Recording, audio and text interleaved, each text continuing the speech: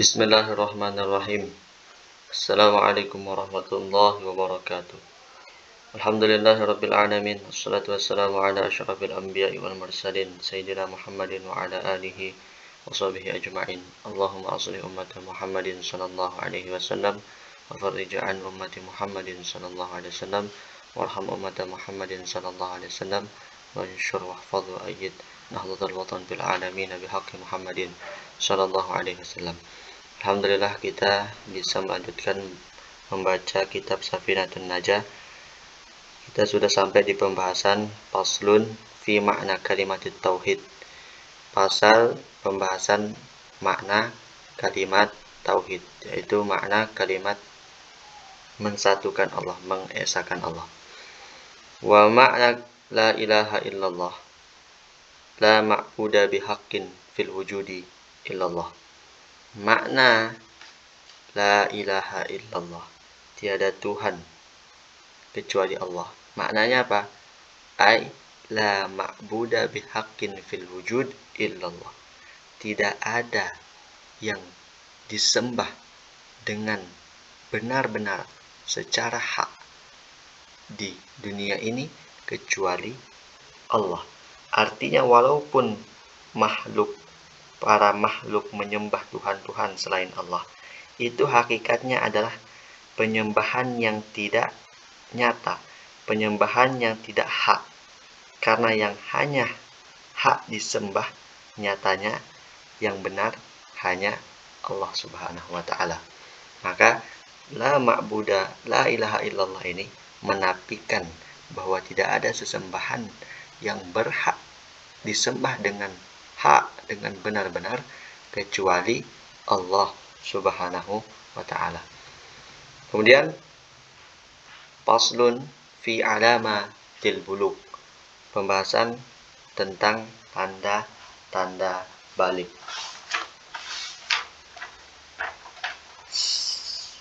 Sebenarnya ada hubungannya dengan yaitu orang-orang mukallaf. Sebelum kita masuk ke pembahasan kitabnya, terlebih dahulu sedikit kami jelaskan.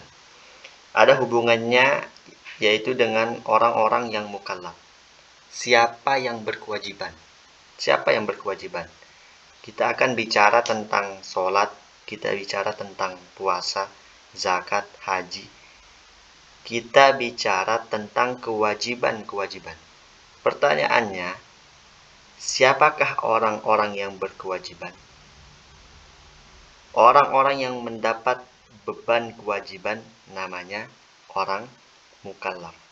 Dan ini penting, kita sedikit keluar dari pembahasan ini. Apa syarat mukallaf itu? Mukallaf itu syaratnya ada 4. Yang pertama, dia berakal. Maka orang gila tidak mukallaf dan tidak punya kewajiban karena akalnya tidak bisa paham pesan dan tidak bisa memahami perintah dan larangan.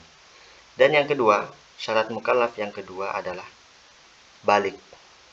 Nah, ini pembahasan yang akan kita bahas, yaitu tanda-tanda balik. Tanda-tanda balik ada 3 di sini. Alamatul bulugh salasun. Tanda balik ada 3. Yang pertama, tamamu khamsa asyarata sanatan fi dzakari wal untha. Sempurnanya 15 tahun usianya, baik laki-laki maupun perempuan. Catatan dengan tahun Hijriyah. Sempurnanya usianya, artinya ketika seseorang belum keluar mani di usia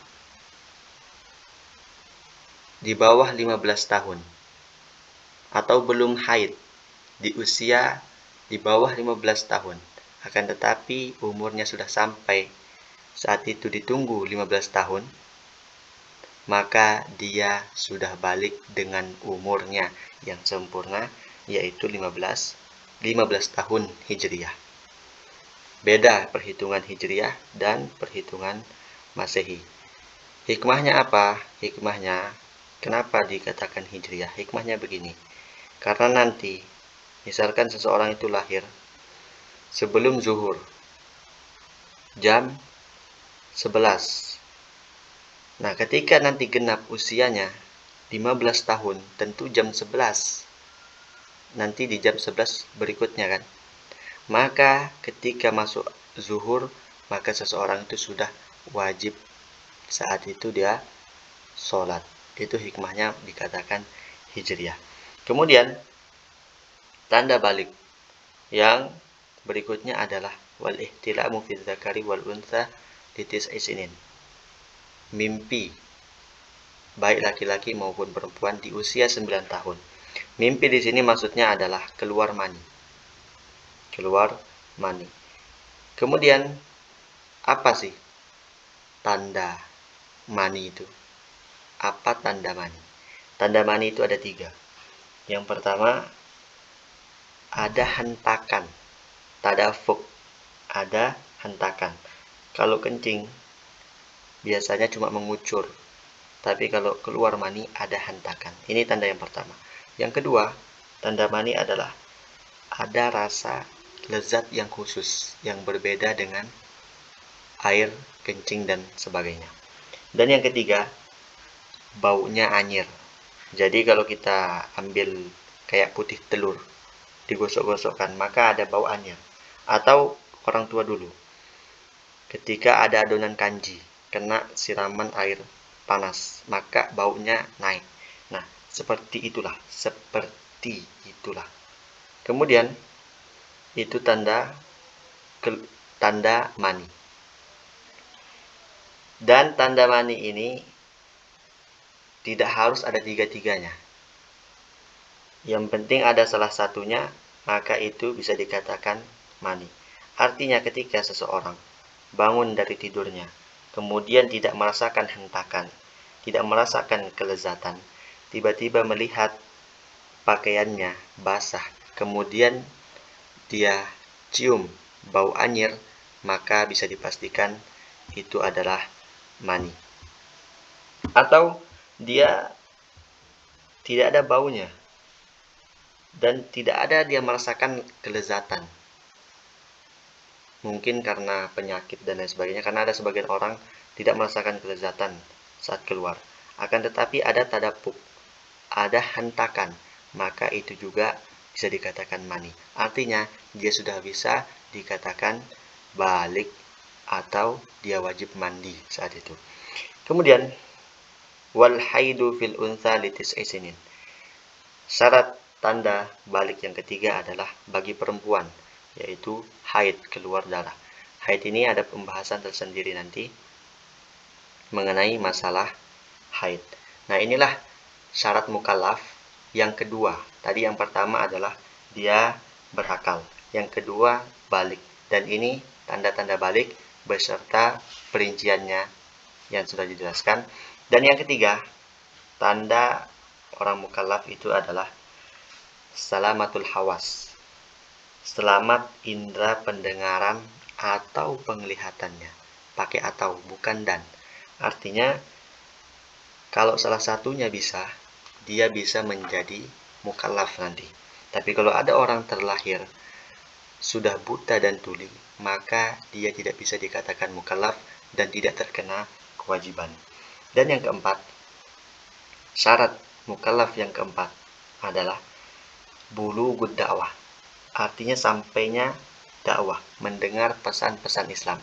Kalau ada orang hidup di hutan belantara, menyembah patung, menyembah pohon, menyembah lain sebagainya, tapi memang tidak pernah mendengar dakwah Islam, maka orang itu tidak berdosa, tidak dikenakan kewajiban. Begitu. Kemudian ketika seseorang sudah terpenuhi 4 syarat mukallaf ini, dia berakal, kemudian dia sudah balik, kemudian